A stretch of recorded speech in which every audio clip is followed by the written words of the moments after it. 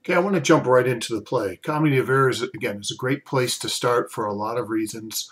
I do hope you've read Paul's letter to the Corinthians before we begin. That will give you a sort of very good idea of some of the issues here.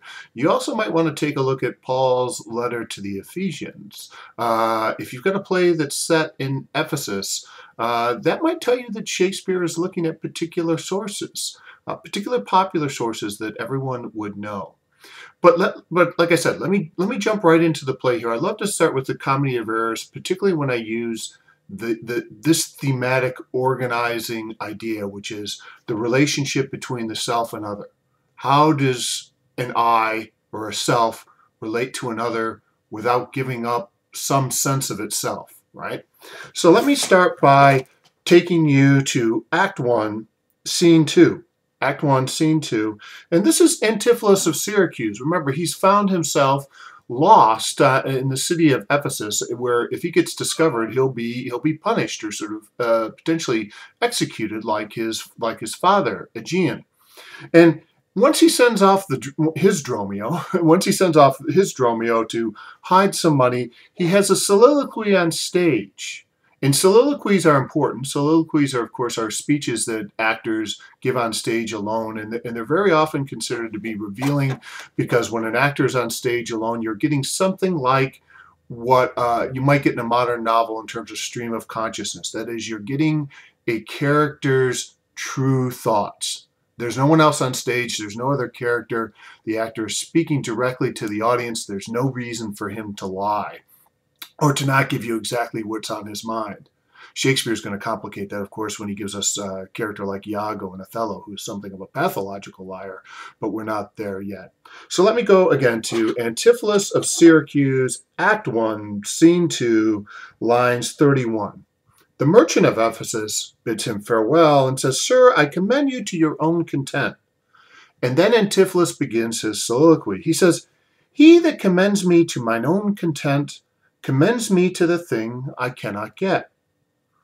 I to the world am like a drop of water. I am to the world like a drop of water that in the ocean seeks another drop, who falling there to find his fellow forth, unseen, inquisitive, confounds himself, or sort of blurs himself together. So I to find a mother and a father in quest of them, unhappy, lose myself." This is a wonderful soliloquy. It's short. It's organized around a fairly straightforward simile. In English majors, you'll remember what a simile is. It's a comparison of two unlike things using like or as.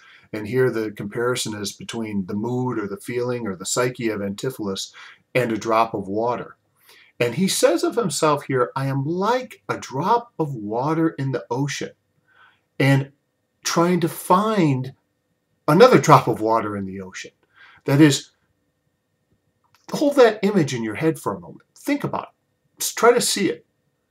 That image is fairly powerful and, for our purposes, very precise because it points to the difficulty, nay, the impossibility of a self relating to an other without in some way blurring the two together.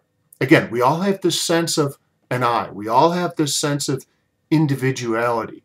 We all have this sense of distinctiveness. But how do we retain that sense of an I, that sense of an individuality, in this great big world where there are lots of other little I's floating around who also think they have some distinctive sense of themselves? This is the idea. This is the sort of core idea Shakespeare is really exploring in the Comedy of Errors, and he's going to explore in a lot of other plays.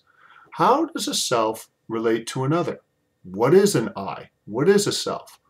What does it mean to be one when there's so many other little ones around? So take a moment and look at that image. Consider that powerful simile that opens the play.